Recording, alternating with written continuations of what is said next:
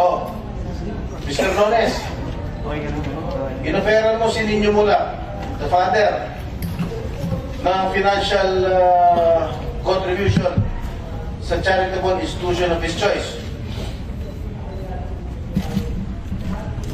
Hindi po, Your Honor, na ang context ay for settlement. For settlement? Wala pong ganung, wala pong ganung context, Your Honor. Ano yung context na yun? Nandun po kami kay, nag-meeting po kami sa tulong po ni Miss Annette Gozon. Pagkwentuhan lang po kung saan po siya. No, did you offer Mr. Mula, father, financial contribution in any charitable institution of his own choice? Did you? Yes or no? Your Honor, it wasn't one offer. Did you? Yes or no? Your Honor, because it was in the context of the yes or no? Did you offer? Your Honor, kasi I did not. Yes or no? Your Honor, material po kasi yung context, Your Honor. Did you offer? Yes or no? It wasn't po in the context of settlement, Your Honor. Alam mo, may we allow them to finish? No, you don't talk. You just give advice to your client. Did you offer? Yes or no? Not po in the context of settlement, Your Honor. Mr. Chair, I move to cite this person in contempt. And even Ms. Annette Gozon po clarified that po in a public post, and she said po that we did not offer any settlement, nor did she broker any settlement po. I'm just asking you a very simple question, answerable by yes or no. The answer po is no, Your Honor, because it wasn't it wasn't po an offer. You did not offer, huh? You did not offer. It wasn't po an offer, Your Honor. Ano klase yun? Napag-usapan po siya, nadaanan po siya sa usapan, and then nagaling po siya sa charity event. So, napunta po doon yung conversation, Your Honor. Sinungaling ko dito. Scriptwriter to nga. Sandro, and you still deny na wala kayong ginawang masama dito sa bata? Nakipagkwentuhan lang. Yes, Ninyo? Yes, Your Honor. I'd just like to, because the last hearing, the second hearing po, we were all under oath, and they said that they never offered any donation. They never offered me any donation of to a charitable institution of my choice. But Attorney Annette Gozon has proven that they did through an affidavit. Where is the affidavit? You have a copy? Oh, ito pala, nagsisinungaling na kayo. Yan. May affidavit na si Attorney Annette. With due respect, Your Honor, may we be allowed to read the affidavit, Your Honor? It's a right of my client to be confronted with all the evidence of the witnesses against them, Your Honor. Oh, sige. Paige, can we have the affidavit of Attorney Annette? Your Honor, the affidavit is being reproduced right now, Your Honor. Well, give them a copy.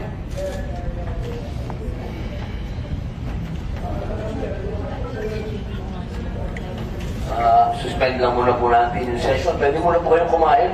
Hanggang mo, suspend lang muna po habang inaantay natin. Ready to resume, Mr. Chair? Senator Jinggoy.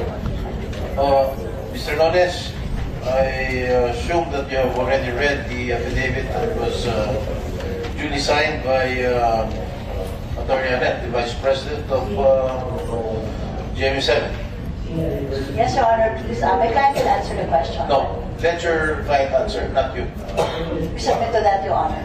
But I would just like to... The legal counsel is here only to give legal advice to your client. We submit to that, Your Honor. My client will answer it.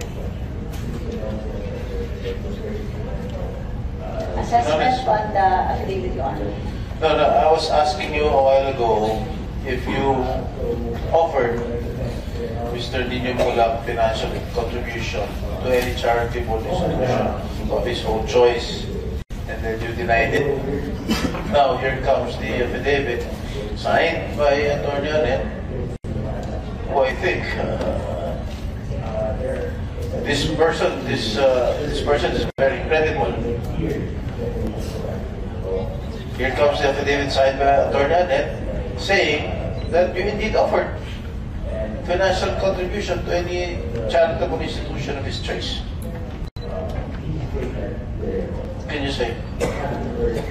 Your Honor, upon review po of the affidavit po of Ms. Annette Gozon, nowhere in the affidavit that she mentioned po that there was an offer of settlement, Your Honor. And in fact, she mentioned only the donation to the charitable institution after she put, after the paragraph where she put that, where she said that Mr. Nino Mulak came from a previous scheduled charity event. Or like, Your Honor. So it supports our statement earlier, Your Honor, that it was part of... Basahin mo ngayon number 5. Number 5. That Mr. Jojo Nones, I'll just read it for you. That Mr. Jojo Nones mentioned in that meeting that if Mr. Nino Mulak would want, they can donate to a charitable institution of Mr. Nino Mulak's choice. Number 6, that Mr. Nino Mulak declined. Number 7, that Mr. Nino Mulak stated that he wants to pursue the HR case against Jojo Nones and Richard Cruz. Oh. Maliwanag. It's affidavit. Na nagsisinungaling ka.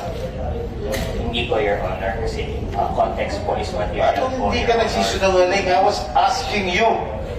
Did you offer any financial contribution to any charitable institution?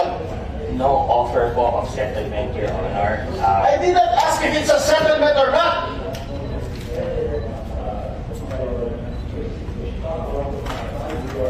The only question I'm asking you is that if you offered financial contribution. I did not say it's a settlement. You're putting words into my mouth. Mr. Chair, I move that he be cited in contempt. Mr. Jojo Nones, naiintindahan niyo po ba yung motion na kayo po ay patawan ng contempt? Opo, Your Honor, pero with all due respect po, Your Honor, nag-explain Wala na, nagsisungaling ka na eh. Alam mo, Jojo, alam mo, hindi kita kilala ha. Kahit matagal na ako sa showbiz, hindi kita kilala. Pero, huwag naman ganun. Ha? We are here trying to know the truth, to ferret out the truth. Eh, pag patuloy ka nagsisinungaling dito sa amin, talagang, isaside ka namin in contempt. Maliwanag na din sa affidavit. Maliwanag na sinabi ni Sandro. May drugs pa involved. May sexual harassment na involved. Hindi lang ang sexual harassment eh. Assault eh. Dahil pinagsamantalahan niyo yung bata, pinag-take niyo ng drugs, tsaka niyo pinagsamantalahan. That is a, what do you call this, drug-induced sexual assault? Tama ba yung sinabi ko, attorney? FBI. Kawawa na yung bata. Pinag-drugs yun ha, kinalay niyo pa. NBI? Sir, good. Your Honor, good afternoon po. There was an allegation po na nag-sniff po siya ng drugs before the alleged na pang-aabuso po. See, continue denying. You continue denying it. Oh, Mr. Jojo, Sergeant at Arms to Mr. Chair. Sasagot po ba kayo o yan pa rin po ba ang sagot po ninyo? Yes po, Your Honor. Sumasagot po kami. These are allegations po. Opo. Mismo po si Attorney Tonales po, sinabi niya po, allegations na po. We deny po the allegations, Your Honor. Po, there is a motion to cite Mr. Jojo Nones in contempt. Without any objection, the motion is approved. So ordered. Meron pong motion para patawan si Jojo Nones ng contempt. Dahil wala pong nag-object, pinapinagan po ito at pinag-uutos. Sergeant at Arms. Bring him to the detention cell.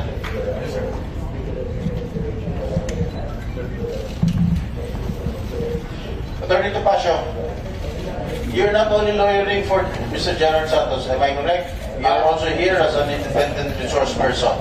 Yes, because Your you're Honor. handling cases relative to these issues. Yes, Your Honor. Correct? Yes, Your Honor. Alright. Kanina sinabi ko, hindi lang lalaki minumulestya, pati mga babae. Alright? I heard before, during the lunch, you were saying that you're handling 2 cases. Bill folded like a straw. Tapos pinahit niya yung bata, pinasinghot niya yung bata. The first time lang yung bata. And there was really sexual abuse. There was really sexual abuse. So they kept on denying it. They kept on denying it. Sir, bakit po si Sir Mr. Nones lang? Bakit po yung isa po, hindi? Hindi naman sasalita isa eh. Diba, mga sumunod na rin yan kasi yung tungkol sa sexual abuse, sexual assault. Eh talaga, kasi pag binasa ko lahat siya, malaswa. Malaswa. Hindi, that's not for public consumption. Yung talagang ginawa, detalyadong ginawa sa bata. Pero sir, sa executive session, dinitali na isa. Hindi na, because alam ko na eh. Base sa investigation na ginawa ko, and he confirmed it. Alam ko na eh. Si Sandro nag-detalye yung sa affidavit niya? Ha? Si Sandro Yes, binasa ko affidavit. Pero sa executive session, hindi na niya yung... Hindi na. Kasi binasa ko na affidavit. Sa t-shirt, may pantalon. Usual. Sir, ang problema kasi dito, this has been going on sa movie industry. Not only males, even females. Siguro na 80s, 90s, but siyempre gusto ko sumikat. Lapit ako sa mga higher-ups, sa mga director, sa mga kinaukulan para sumikat ako. Ganun lang. Pati babae, hindi lang lalaki.